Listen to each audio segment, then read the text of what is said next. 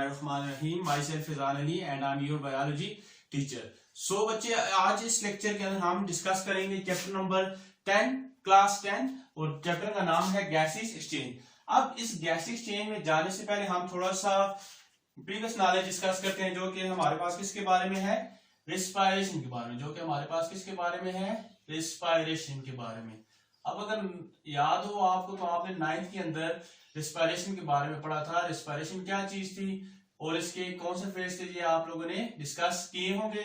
फिर अभी यहाँ पे जस्ट हम इसकी डिफिनेशन की बात करते हैं, तो हम कहते हैं the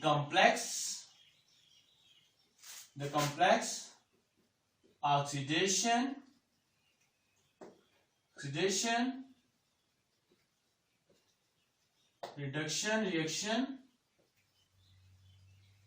reactions in which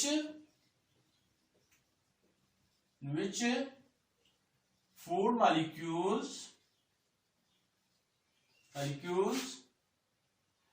are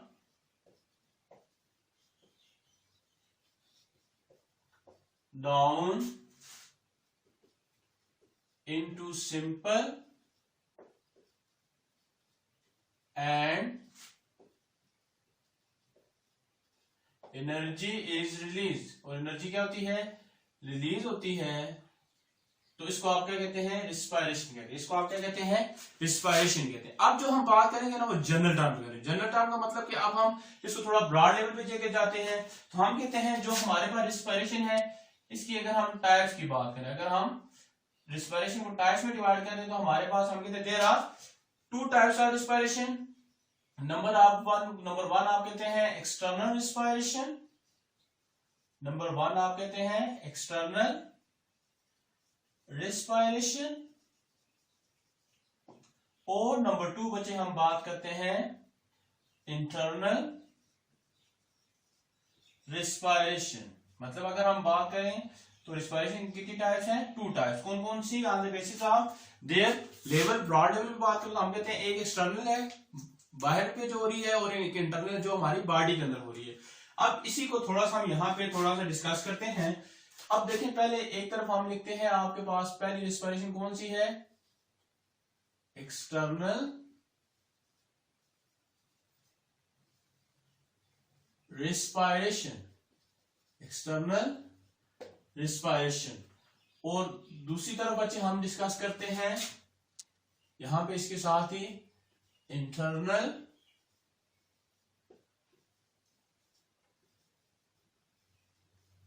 respiration. अब बच्चे एक एक्सटर्नल रिस्पायरेशन है और एक क्या है, इंटरनल रिस्पायरेशन। जो एक्सटर्नल रिस्पायरेशन है हम कहते हैं it is also called breathing. इसका दूसरा नाम क्या है, ब्रीदिंग। और इसका दूसरा नाम कहते हैं इट इज आल्सो कॉल्ड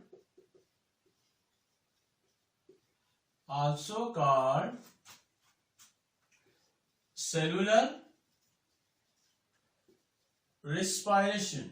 मतलब आप अब थोड़ा सा आपको नाम से समझ आ गया होगा कि जो एक्सटर्नल रिस्पायरेशन है ये किस लेवल पे होती है, ऑर्गेनिज्म लेवल पे है, जो कि इंटरनल रिस्पायरेशन किस लेवल पे है, सेल लेवल पे।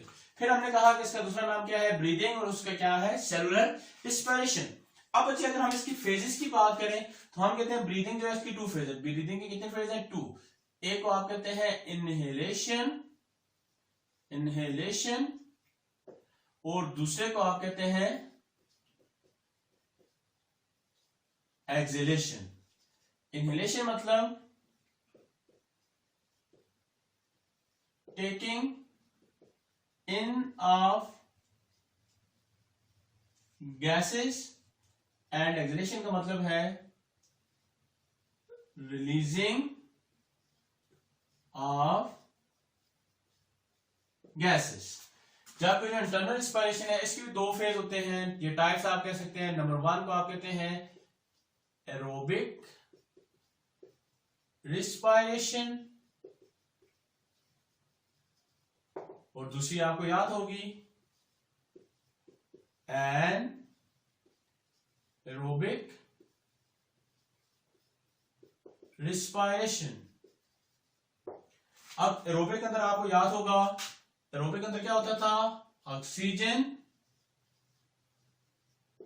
इज यूज, इसके अंदर क्या होती है, ऑक्सीजन यूज होती है।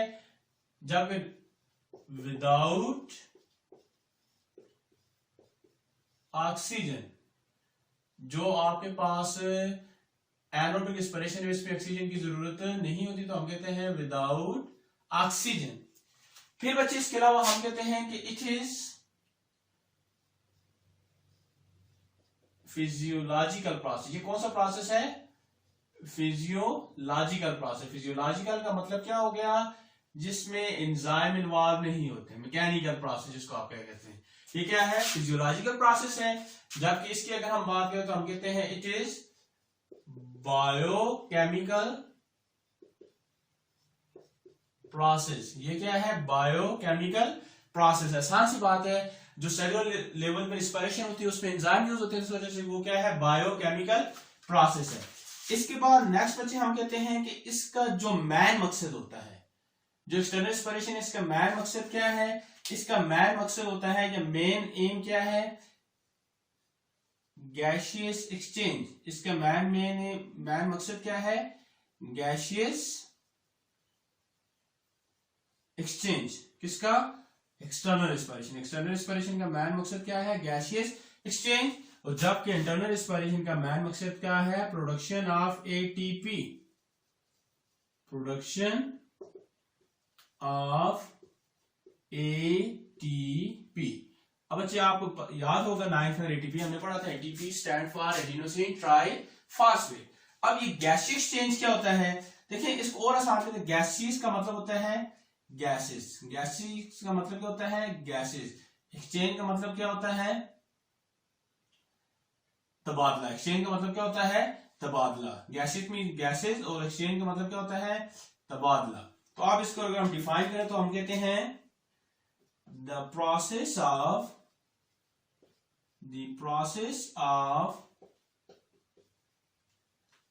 Exchange of gases between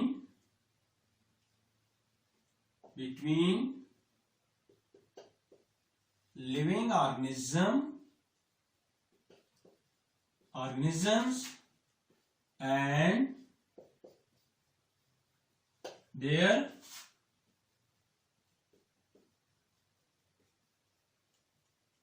environment। Living organism मतलब अब हम लोग लिविंग ऑर्गेनिज्म है ना, हम ऑक्सीजन इनहेल करते हैं और कार्बन डाइऑक्साइड एक्सहेल करते हैं। मतलब हम बॉडी के अंदर ऑक्सीजन लेके जाते हैं और बॉडी से कार्बन डाइऑक्साइड रिलीज करते हैं। मतलब ऑक्सीजन किसके साथ एक्सचेंज हो जाती है, कार्बन डाइऑक्साइड के साथ। तो ये जो एक्सचेंज ऑफ गैसेस को आप क्या कहते हैं, गैसियस एक्सचेंज। ठीक हो गया। अब बच्चे ये जो हम कहते हैं कि लिविंग ऑर्गेनिज्म के अंदर जो गैस एक्सचेंज अकर होती है विद द हेल्प ऑफ डिफिन। किसकी मदद से अकर होता है, विद द हेल्प ऑफ डिफिन। अब 9th के अंदर आपने डिफिन के बारे में भी पढ़ा था, तो हम कहते हैं डिफिन क्या है, the movement of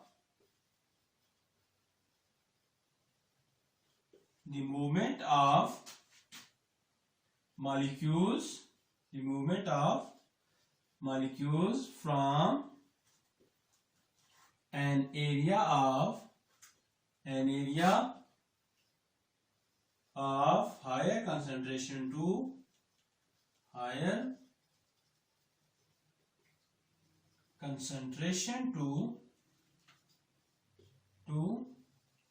an area of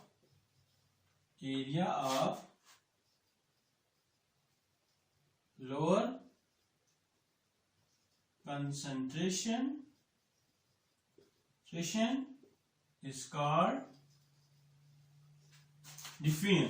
इसको आप क्या कहते हैं, is called डिफिन। हमने कहा जब कोई भी मॉलिक्यूल ज्यादा से कम की तरफ मूव करता है, मतलब कंसंट्रेशन का मतलब होता है मिकदार, ज्यादा मिकदार से किधर मूव करता है, कम मिकदार की तरफ मूव करता है, तो इस किस्म की मूवमेंट को आप क्या कहते हैं, डिफिन कहते हैं। अब आपने पैसिव ट्रांसपोर्ट पढ़ा होगा। अब अच्छा इंटरनल रेस्पिरेशन में जो है ना, हम एनर्जी की बात करते हैं।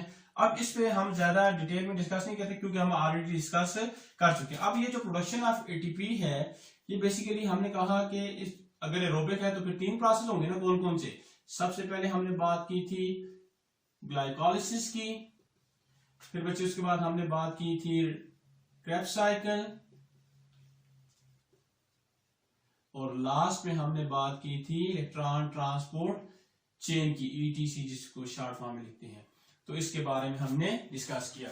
अब ये कुछ छोटा सा इंट्रोडक्शन था किसका, चैप्टर नंबर 10 का। अब इसको थोड़ा सा रिवाइज करते हैं। हमने क्या किया पढ़ा है इसके अंदर। सबसे पहले बच्चे हमने बात की रिस्पायरेशन की। तो हमने कहा the complex oxidation reduction process in which food molecule are broken down into simple and energy release. ये वो डेफिनेशन की जो 9th के अंदर आपने पढ़ी थी। लेकिन फिर हमने कहा 10th में जो है इस रेस्पिरेशन को हम डिवाइड कर देते हैं दो टाइप्स में। कौन कौन सी, एक्सटर्नल रेस्पिरेशन और इंटरनल रेस्पिरेशन। अब आपको मैंने कहा था जो एक्सटर्नल रेस्पिरेशन है इसको हम कह सकते हैं ऑर्गेनिज्म लेवल रेस्पिरेशन, इसको ऑर्गेनिज्म लेवल पे कह सकते हैं। और जो इंटरनल है इसको आप क्या कहते हैं, सेल लेवल रेस्पिरेशन। ठीक होगा। फिर हमने यहाँ पर इन दोनों के दरमियान थोड़ा सा कंपैरिजन किया। हमने कहा जो एक्सटर्नल रेस्पिरेशन है इसको ब्रीदिंग भी कहते हैं, जबकि जो इंटरनल रेस्पिरेशन को सेलुलर रेस्पिरेशन कहते हैं। फिर बच्चे हमने कहा कि इसकी भी दो फेज है। एक्सटर्नल रेस्पिरेशन की इनहेलेशन मतलब जिसमें गैसेस अंदर लेके जाते हैं, और एक्सहेलेशन मतलब गैसेस को रिलीज करते हैं। ठीक है। फिर हमने कहा कि इसकी भी दो फेज है। एक एरोबिक है जिसमें ऑक्सीजन यूज होती है, और दूसरा एरोबिक है जिसमें ऑक्सीजन की जरूरत नहीं होती। तीसरा हमने कहा कि फिजियोलॉजिकल प्रोसेस मतलब ये हो गया कि इसके अंदर एंजाइम इन्वॉल्व नहीं होते, जबकि हमने कहा कि ये बायोकेमिकल प्रोसेस है मतलब इसके अंदर एंजाइम इन्वॉल्व होते हैं। फिर हमने कहा कि इसका मेन एम क्या है, प्रोडक्शन गैस एक्सचेंज, और इसका मेन एम क्या है, प्रोडक्शन ऑफ ATP। फिर वैसे हमने कहा कि जो गैस एक्सचेंज है क्या, तो हमने कहा gases mean gases, exchange mean तबादला, तब्दील करना, मतलब किसी को कुछ देना और उससे कुछ ले लेना। तो हमने कहा process of exchange of gases between living organism and their environment is called gas exchange। मतलब एक गैस अंदर लेके जाना, दूसरे के बाद रिलीज कर देना, ये जो एक्सचेंज ऑफ गैसेस को आप क्या कहते हैं, गैसेज एक्सचेंज। फिर हमने कहा कि ये जो लिविंग ऑर्गेनिज्म का गैस एक्सचेंज आकर होती है किसकी मदद से आकर होती है, with the help of diffusion. तो डिफ्यूजन की हमने डेफिनेशन कर दी। हमने कहा the movement of molecules from an area of higher concentration to an area of lower concentration is called diffusion. जब कोई भी चीज हैदर से कम की तरफ मूव करती है तो इस किस्म की मूवमेंट को आप क्या कहते हैं, डिफ्यूजन। तो हमने कहा मोस्टली जो हमारी बॉडी के अंदर, लिविंग ऑर्गेनिज्म की बॉडी के अंदर, प्लांट्स के अंदर, एनिमल्स के अंदर जो गैसेज आकर होती है वो किसके थ्रू आकर होती है, डिफ्यूजन के थ्रू। ये आपके MCQs भी है। ठीक है, ये आपका क्या है, MCQs है। आपके पेपर में पूछा जाता है कि द गैस एक्सचेंज अगर inside the body of living organism is due to, तो इसका आंसर क्या होगा, डिफ्यूजन। फिर हमने कहा इसमें इसके प्रोडक्शन ऑफ ATP। तो हमने कहा ATP के 3 एरोबिक में 3 स्टेप होते हैं। कौन कौन से, glycolysis, Krebs cycle, electron transport chain. जब इतने स्टेप होते हैं तो तब जाकर आपके पास कितनी एनर्जी बनती है, 36 ATP molecule of energy generate होते हैं। ठीक हो गया। अब यहां तक अगर आपको कोई मसला है तो आप कमेंट सेक्शन में मुझसे पूछ सकते हैं। तब तक के लिए अल्लाह हाफिज।